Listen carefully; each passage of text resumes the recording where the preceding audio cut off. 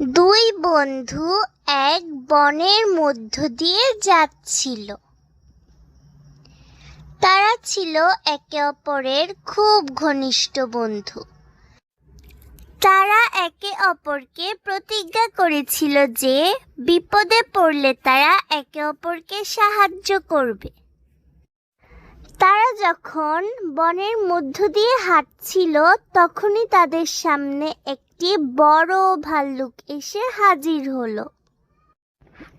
তারা দুজনেই খুব ভয় পেয়ে গিয়েছিল।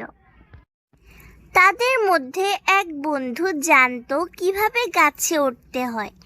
সে বিপদ থেকে বাঁচার জন্য তাই করলো। কিন্তু দ্বিতীয় বন্ধু জানতো না কি করে গাছে উঠতে হয়। সে ভাবতে লাগলো কি করা যায়। আর তখনই তার মনে পড়লো যে ভাল্লুকরা মৃত মানুষকে খায় না। তখনই দ্বিতীয় বন্ধু মাটিতে শুয়ে পড়ল। সে তার নিঃশ্বাস আটকে রাখল। কিছুক্ষণ পর ভাল্লুক তাকে শুকলো এবং সেখান থেকে চলে গেল। ভাল্লুকটি ভাবল মানুষটি হয়তো জীবিত না।